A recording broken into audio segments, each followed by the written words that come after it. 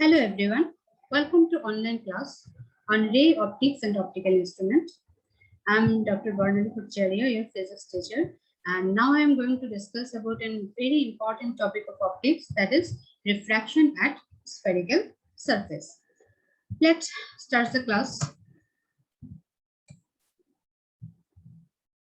Okay.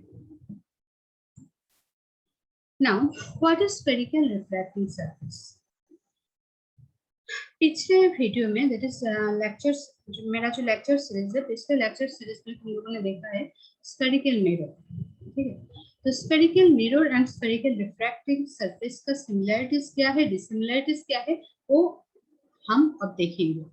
Now what is spherical mirror? Spherical mirror का definition क्या था? Spherical mirror is a part of hollow glass sphere whose inner or outer surface is silver coated, ठीक है ना, वो था तुम्हारा spherical mirror. Now what is spherical refracting surface?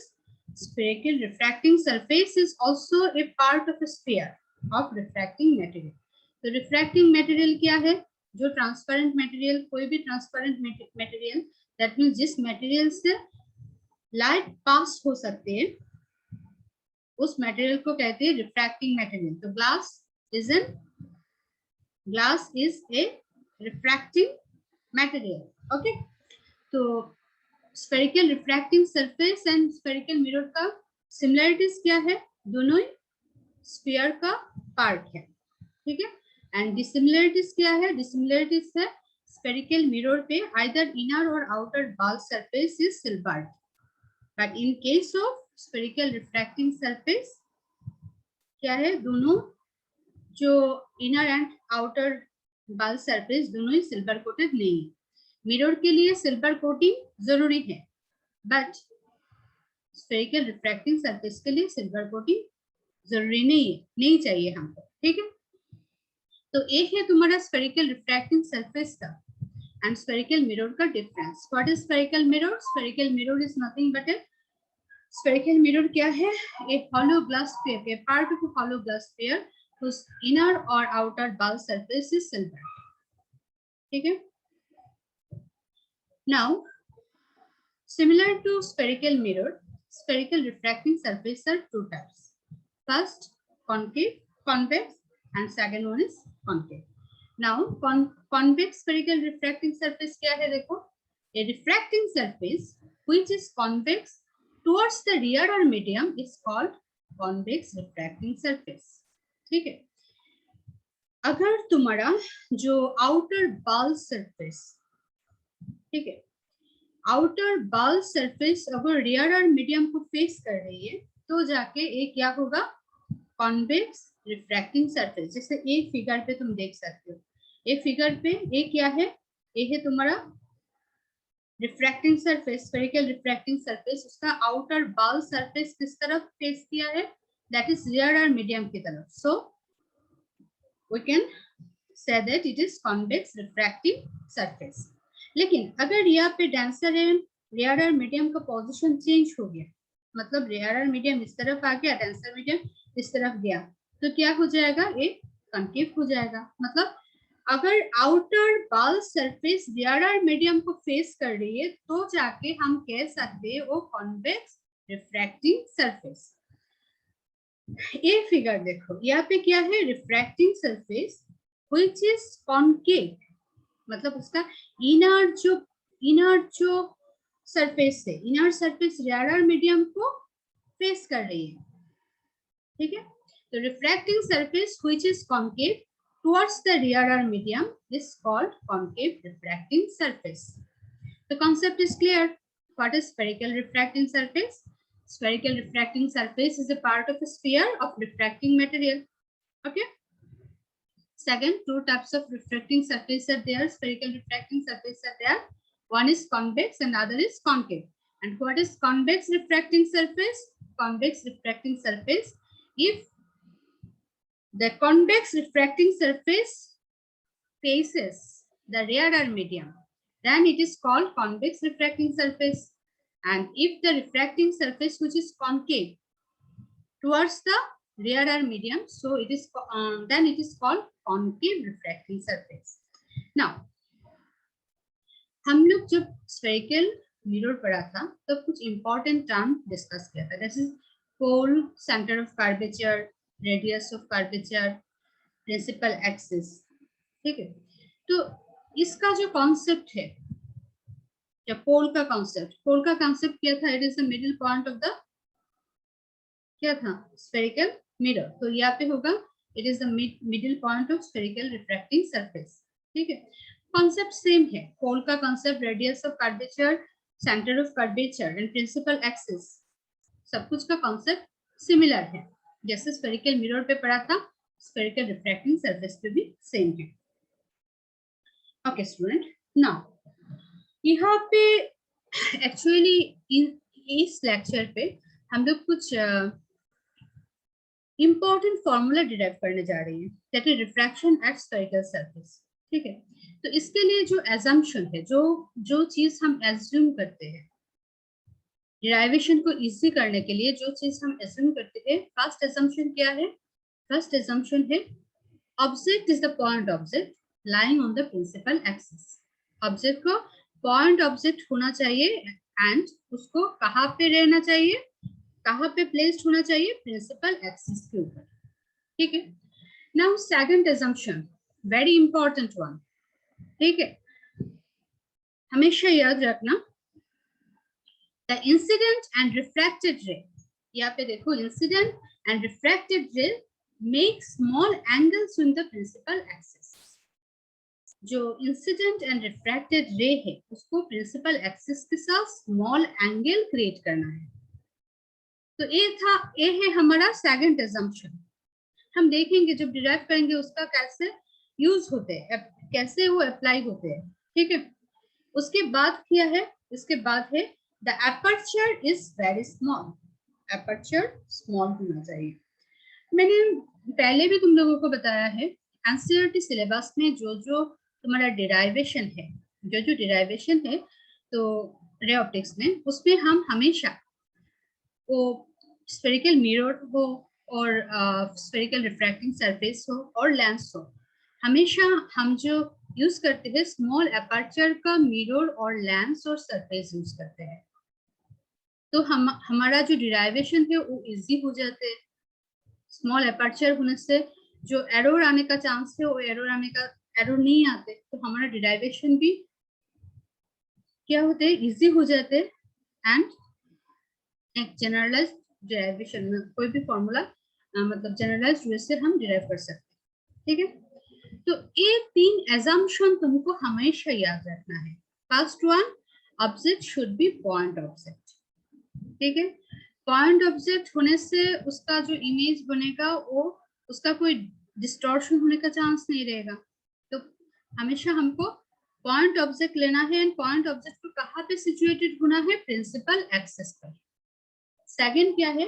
The incident ray and refracted रे, जो एंगल क्रिएट करेगा principal axis के साथ, दैट शुड बी स्मॉल। ठीक है, अगर स्मॉल एंगल हुआ तो हम sine of this angle can be written as that angle, tan of this angle can be written as that angle. ठीक है, तो तुम लोग देखोगे कैसे कैलकुलेशन इजी हो जाता है। And third one is the aperture should be very small. Okay, this assumption तो तुम याद ही रखोगे।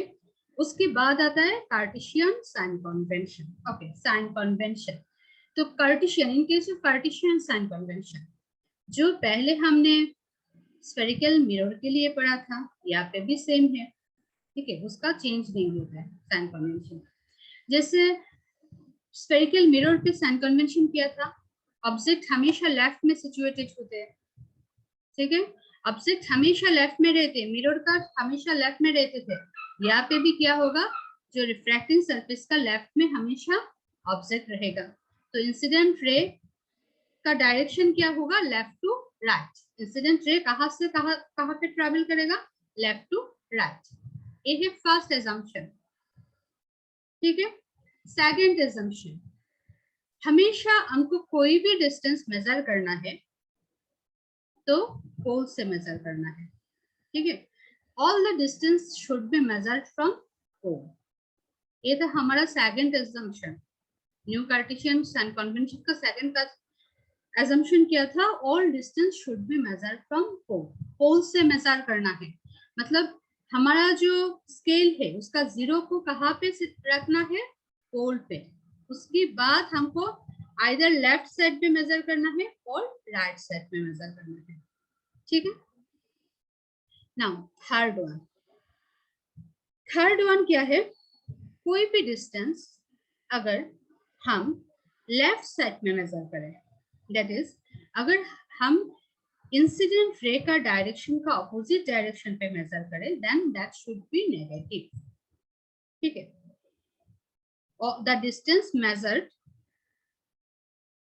against or opposite the incident ray, direction of incident ray are taken negative. ठीक है. लेकिन अगर हम राइट साइड में मेजर करें, that is along the direction of incident ray measure करें, तो जाके क्या होगा, वो पॉजिटिव हो जाएगा. तो इन शॉर्ट हमको याद रखना है, लेफ्ट में कोई भी डिस्टेंस अगर मेजर करे तो वो नेगेटिव होगा, एंड राइट में, पोल का राइट में अगर मेजर करे तो वो पॉजिटिव होगा. ठीक है. फंडा क्लियर है? इजी है ना, बहुत ही इजी है. पहले है मिरर ऑब्जेक्ट को लेफ्ट में रहना है, इंसिडेंट रे का डायरेक्शन होगा left to right. Second, all distance pole से मेजर करना है. थर्ड क्या है, अगर लेफ्ट साइड में मेजर किया, पोल का लेफ्ट साइड में कोई भी डिस्टेंस मेजर किया, वो हो जाएगा नेगेटिव, एंड पोल का राइट साइड में मेजर किया तो वो हो जाएगा positive. Clear? And the fourth one क्या है, हाइट का. हाइट पॉजिटिव होगा और नेगेटिव होगा. अगर देखो, अगर कोई भी distance, vertical distance upward direction पे हो, तो अपवर्ड डायरेक्शन पे अगर हम मेजर कर रही है तो क्या हो जाएगा, वो पॉजिटिव होगा. ठीक है. एंड डाउनवर्ड डायरेक्शन पे अगर मेजर किया तो वो हो जाएगा तुम्हारा नेगेटिव. तो ये साइन कन्वेंशन ऑलरेडी हमने मिरर पे भी देखा था, एंड मिरर का sign convention and spherical surface का साइन कन्वेंशन ठीक है. ठीक है, सेम है. Okay, very good. अब आता है हमारा डिराइवेशन. नाउ यहाँ पे एक्चुअली हम 4 डिराइवेशन करने वाले हैं. तो इस क्लास में हम सिर्फ refraction at convex spherical surface से देखेंगे. तो यहाँ पे देखो, फर्स्ट केस है हमारा. तो इस केस में हम क्या डिस्कस करेंगे, refraction at convex refracting surface where the object is placed at rarer medium. यहाँ पे ऑब्जेक्ट कहाँ पे प्लेस है, रियर आर मीडियम पे, एंड इमेज कहाँ पे प्लेस है, डेंसर मीडियम पे. Clear? Object is placed at rarer medium and image कहाँ पे है, डेंसर मीडियम पे. एंड यहाँ पे इमेज का नेचर क्या है, रियल इमेज. तो पहले हम रियल इमेज के लिए, when light is traveling from rear arc to denser medium, हम इस फॉर्मूला को डिराइव करेंगे. तो इसके लिए देखो, हम पहले क्या करते हैं, यहाँ पे तुम देख सकते हो,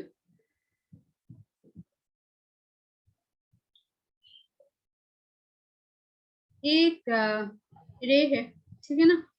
तो सॉरी, यहाँ पे ऑब्जेक्ट ओ है, ओ कहाँ पे है, रियर आर मीडियम पे, एंड ओ से ओ इस सरफेस का, स्फेरिकल सरफेस जो है एपी स्फेरिकल सरफेस का लेफ्ट साइड में सिचुएटेड है. तो फर्स्ट एजम्पशन ऑलरेडी यहाँ पे, मतलब फर्स्ट जो हमारा एजम्पशन ऑलरेडी यहाँ पे एप्लीकेबल है. ठीक है ना. तो लेफ्ट में ऑब्जेक्ट सिचुएटेड है. ऑब्जेक्ट क्या है, एक पॉइंट ऑब्जेक्ट है, लेफ्ट में सिचुएटेड है. Now a ray of light ओए, ए ray of light incident ray क्या है, ओए, कहाँ पे इंसिडेंट हुआ, पॉइंट ए पे. इस स्फेरिकल सरफेस का पॉइंट ए पे एक रे ऑफ लाइट ओए इंसिडेंट हुआ. कैसे इंसिडेंट हुआ, ऑब्लिकली इंसिडेंट हुआ. ठीक है. नाउ ए पॉइंट पे मुझे नॉर्मल ड्रॉ करना है. तो हमको पता है, स्फेरिकल मिरर हो और स्फेरिकल सरफेस हो, नॉर्मल हमेशा सेंटर ऑफ कर्वेचर से पास होते हैं. So here NC is the normal at A. ठीक है. तो ओए है इंसिडेंट रे, ओ इस नॉर्मल एनसी के साथ जो एंगल क्रिएट किया है, that is I equal to angle of incidence. Clear? Now now a ray of light किस तरफ ट्रैवल करने वाले है, इस डॉटेड लाइन पे ट्रैवल करने वाले है, लेकिन यहाँ पे मीडियम चेंज हो रही है, सो एंड मीडियम चेंज हो रही है एंड यहाँ पे लाइट ट्रैवल कर रही है rare to denser, so after refraction it will bends towards the normal, so of A I is the refracted ray and refracted ray normal के साथ जो एंगल क्रिएट किया है that is angle of refraction. हो गया, ठीक है ना। तो एंगल ऑफ इंसिडेंस है आई, एंगल ऑफ रिफ्रैक्शन है तुम्हारा are. OA is your incident ray, AI is refracted ray. Now, O से another ray, ये जो point object रो उससे another ray OP incident हो रही है normally at P। तो ये OP ray जो है वो normally incident हो रही है, तो उसका path का कोई change नहीं होगा, so वो PI path से refract होगा। अब जाके ये जो दो refracted ray that is PI and AI, ये दोनों जाके प्रिंसिपल एक्सिस पे आई पॉइंट पे मीट कर रही है, so I is the real image of O. इसमें तो किसी का दिक्कत नहीं है ना, I is the real image of O. Now हम लोगों को पता है all distance should be measured from pole, तो हमको image distance and object distance pole से मेजर करना है। तो पीओ, पीओ क्या है मेरा ऑब्जेक्ट डिस्टेंस, तो इसको हम यू से डिनोट किया है, हम लोगों को पता है ऑब्जेक्ट डिस्टेंस यू से डिनोट किया जाता है and you is negative here and what is pi, pi is your image distance and it is right side में है तो ए हो जाएगा प्लस पी, ठीक है। अब हमने क्या किया देखो, यहाँ पे डिराइवेशन के लिए हमने पॉइंट ए से एक परपेंडिकुलर ड्रॉ किया प्रिंसिपल एक्सिस के ऊपर, ठीक है ना। हमने एक प्रिंसिपल एक्सिस के ऊपर एक परपेंडिकुलर ड्रॉ की, तो AM is perpendicular to principal axis, ठीक है। अब जाके हमारा जो सेकंड एजम्पशन था, तो लोगों को याद है एजम्पशन क्या था, the incident and refracted ray make small angle with the principal axis ना। तो यहाँ पे देखो हमारा जो इंसिडेंट रे AO वो प्रिंसिपल एक्सिस के साथ एक एंगल क्रिएट कर रही है that is alpha, refracted ray AI principal axis के साथ एंगल क्रिएट कर रही है beta and the normal NC वो भी प्रिंसिपल एक्सिस के साथ एक एंगल क्रिएट कर रही है gamma. So what is alpha beta gamma, alpha beta gamma और स्मॉल एंगल्स, ठीक है ना। ये अल्फा बीटा गामा क्या है, स्मॉल एंगल है जो incident ray, refracted ray and normal principal axis के साथ क्रिएट कर रही है, ओके। तो हम लोगों को तो एक हम लोगों ने ऑलरेडी हमारा 9th और 9th 10th, इसका पहले भी हो सकते है तुम्हारा क्लास 8th क्लास में भी तुम देख सकते, मे भी तुम्हारा जो ज्योमेट्री था उसमें तुमने पढ़ा था, that is interior and exterior angle and ये दोनों का रिलेशन पढ़ा था ना। Exterior angle is the sum of two distant interior angle। तो पहले हम यहाँ पे एक ट्रायंगल लेंगे AOC। तो AOC जो ट्रायंगल है इसमें हमारा एक्सटीरियर एंगल क्या है, आई एक्सटीरियर है, बाहर का, एक्सटीरियर मतलब क्या है, बाहर का एंगल। तो बाहर का एंगल क्या है, इस ट्रायंगल का बाहर का एंगल है आई एंड आई का जो ये आई है तुम्हारा exterior angle and alpha and gamma are interior angle, दूर का इंटीरियर एंगल है अल्फा एंड गामा। तो फॉर्मूला हमको पता है I equal to alpha plus gamma, exterior angle equal to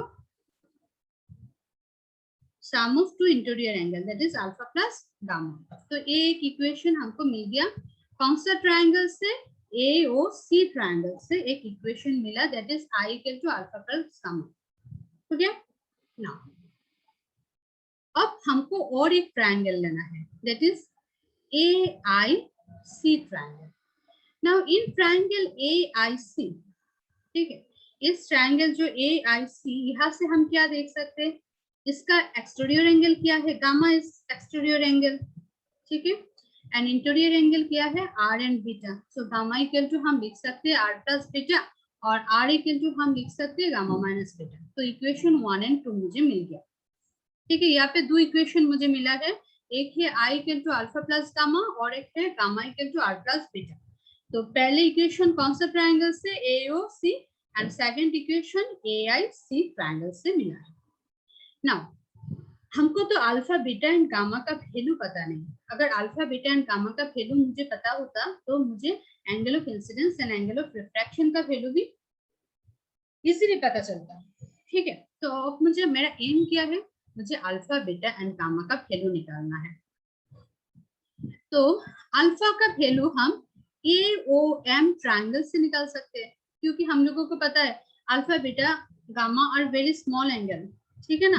alpha beta gamma very small है, तो हम क्या कर सकते हैं, इस अल्फा को हम tan alpha, in terms of tan alpha लिख सकते हैं। तो इस ट्रायंगल पे से, इस ट्रायंगल से AOM से क्या होगा, tan of alpha equal to हम क्या लिख सकते हैं, tan of alpha equal to, tan equal to क्या है, परपेंडिकुलर बाय बेस। यहाँ पे परपेंडिकुलर क्या है, ये जो M है इस परपेंडिकुलर एंड बेस क्या है, MO, हो गया। तो दिस आर स्मॉल एंगल, तो tan alpha equal to alpha, तो alpha equal to MA by MO। Similarly हम क्या कर सकते हैं, AIM ट्रायंगल से हम बीटा का वैल्यू निकाल सकते हैं। तो beta equal to MA by MI, and ACM से हम निकाल सकते हैं गामा का value, and gamma equal to MA by MC, हो गया। तो अल्फा बीटा गामा का वैल्यू मैंने निकाल लिया। अगर अल्फा बीटा गामा का वैल्यू मुझे पता है, अब मैं I एंड R का वैल्यू भी निकाल सकती हूँ। नाउ हम यहाँ पे light is travelling from one medium to another, सो यहाँ पे हम स्नेल्स लॉ यूज कर सकते हैं। What is Snell's law, Snell's law है sin A by sin R equal to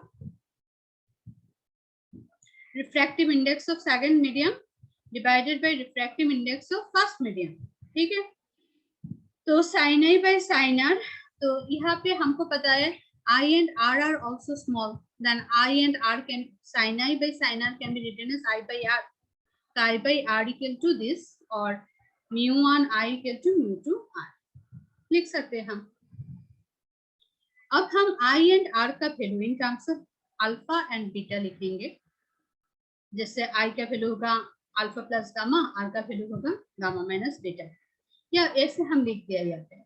यहाँ पे लिखने के बाद हमको क्या करना है, अब जाके alpha gamma beta and gamma का value in terms of MA by MO, MA by MI, MA by MC लिखना है, ठीक है। ये भी लिखते हैं। नाउ सी, हमने एक assumption लिया है, मैंने जो रिफ्रैक्टिंग सरफेस यूज कर रही है वो स्मॉल एपर्चर का है। अगर ये स्मॉल एपर्चर है तो M एंड P बहुत ही नजदीक है, सो M can be replaced by P, is it, M can be replaced by P, that means alpha equal to क्या हो जाएगा, PA by PO, A क्या हो जाएगा, beta equal to PA by PI, A हो जाएगा PA by PC। Now what is PO? PO is your U, that is minus U sign convention use करके। What is PI? PI equal to plus P। What is PC? PC equal to plus R। तो ये value यहाँ पे put किया, put करने के बाद मुझे क्या मिल गया, इस इक्वेशन पे पुट करने के बाद ऐसे एक इक्वेशन मिल गया। तो ये जो इक्वेशन है, ये इक्वेशन बहुत ही इंपॉर्टेंट है, क्योंकि ये डिराइव करने के लिए क्वेश्चन आते हैं। हमारा जो आसाम बोर्ड है उसमें एक क्वेश्चन हमेशा आते हैं, ठीक है। तो स्टूडेंट, आज का क्लास में यहाँ पे खत्म करती हूँ। तो आई होप तुम लोगों को इस डिराइवेशन पे कोई प्रॉब्लम नहीं। अगर तुम लोगों को इस डिराइवेशन पे कोई भी प्रॉब्लम हो तो नेक्स्ट सीरीज में हम इसको और इलाबोरेटली डिस्कस कर लेंगे, ठीक है स्टूडेंट। तो bye, have a good day.